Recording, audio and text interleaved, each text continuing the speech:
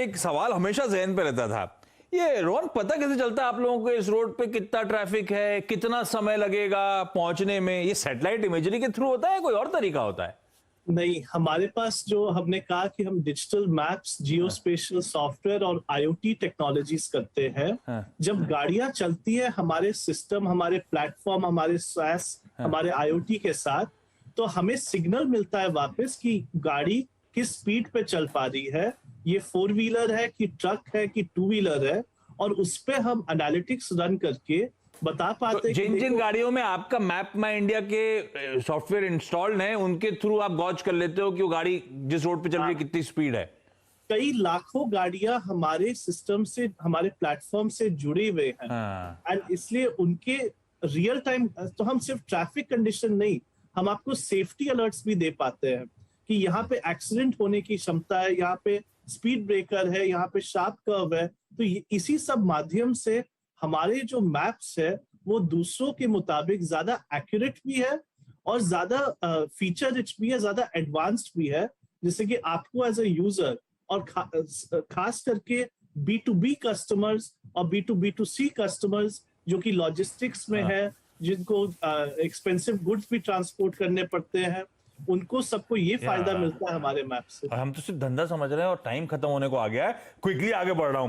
तो राकेश सर, जब भी आपकी चर्चा होती है कहीं पे भी एक दूसरी कंपनी का नाम आ जाता है, गूगल मैप्स, तो एग्जैक्ट क्या ये map my India, Google maps exact same accuracy detailing provide करते हैं क्या? ये हमेशा कहा जाता है ये B2B है, वो B2C है, तो ये कोई डिमार्केशन है क्या? वो B2B नहीं हो सकते क्या? आप B2C नहीं हो सकते क्या? ये कंपटीशन कितना स्टिफ है, क्योंकि बीच में ओपनिंग अप भी हो गई स्पेस की, कहा जाता है डोमेस्टिक कंपनीज को बढ़ावा देने के लिए। पहले रिस्ट्रिक्टेड थी ये स्पेस, अब वो कहा जाता है खुल गया है, तो डोमेस्टिक कंपटीशन शायद तूल पकड़ता हुआ नजर आएगा। तो ये ऐसे पर्सपेक्टिव में, क्योंकि मैपिंग की बात होती है तो उसका नाम हमेशा जहन में आता है, ये कंपटीशन है कैसा सर?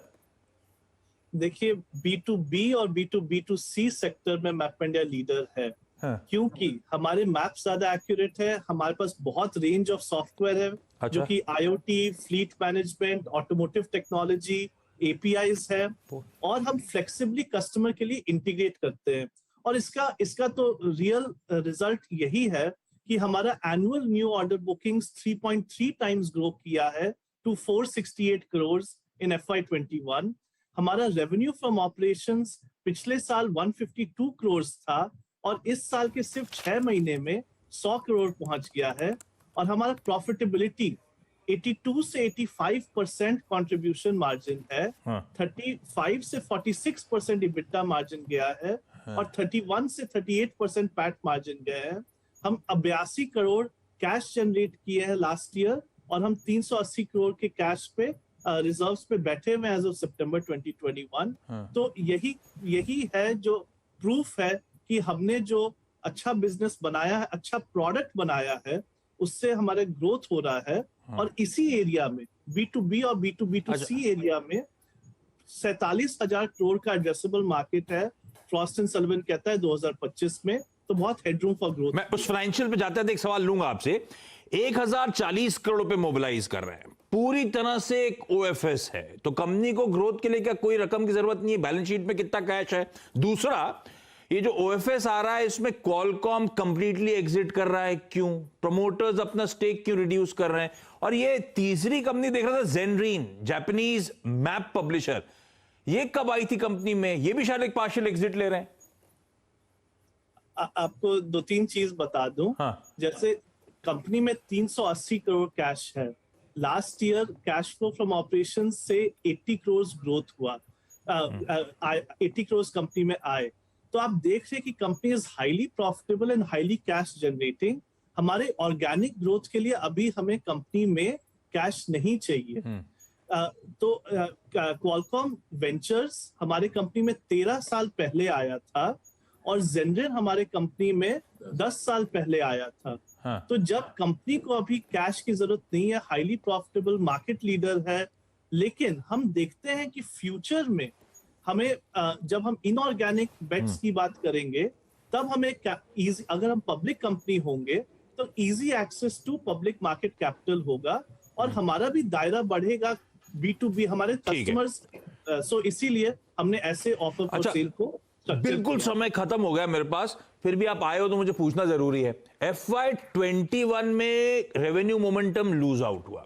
अब उसके पीछे कहा गया कि ऑटोमोटिव से आपको बड़ा तगड़ा ट्रैक्शन मिलता था और नई गाड़ियां बिकी नहीं, पैंडेमिक का समय था, ठीक बात। लेकिन अब तस्वीर कैसी है? क्या FY22 में वो ग्रोथ इंजन वापस किक करेगा, नहीं करेगा? और ये 6 महीने में आपके मार्जिन जो थे 45% EBITDA मार्जिन थे, ये वाकई सस्टेनेबल है क्या इन लेवल्स पर? तो फर्स्ट हाफ FY22 में रेवेन्यू 100 करोड़ पहुंच गया है, जो कि लास्ट ईयर पूरे साल में 152 करोड़ था और लास्ट ईयर के फर्स्ट हाफ में 55 करोड़ था। तो इसलिए आप देख रहे हैं कि क्या मोमेंटम जनरेट हो गया है। और हमारा कंपनी में ऑपरेटिंग लेवरेज बहुत ज्यादा है, डेट फ्री कंपनी है, एसेट लाइट कंपनी है। वो लास्ट ईयर का 35% EBITDA इस साल 46% पहुंच गया है। और आगे भी हम प्रॉफिट और ग्रोथ को हम बैलेंस करने की क्षमता रखते हैं, क्योंकि हम product and IP driven company है, ऑपरेटिंग लेवरेज है। तो आगे हम एडजस्टेबल मार्केट देखते हुए, अपने ग्रोथ एस्पिरेशन देखते हुए, कितना प्रॉफिट मार्जिन सस्टेन करना चाहते हैं, उसके बेसिस पे हम आगे क्या इन्वेस्टमेंट करना चाहते हैं, हम ये इवैल्यूएट करते रहेंगे। पता है राकेश सर, एक सवाल और पूछना था, लेकिन अब समय बिल्कुल खत्म हो गया। अभी आप लिस्ट करोगे ना तब आपसे पूछूंगा, ये CE इन्फोसिस्टम्स कहां से नाम आया था मैप माई इंडिया का? अब लेकिन वो लिस्टिंग के समय के लिए वो छोड़ जाता हूं टीजर के तौर पे।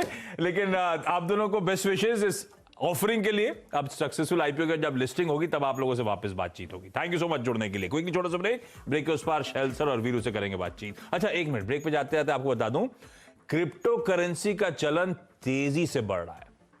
कॉइन DCX और CNBC आवाज लेकर आए हैं क्रिप्टो निवेश, डिजिटल धन, एक ऐसी सीरीज जिसमें आपको मिलेगा क्रिप्टो करेंसी का A to Z update, expert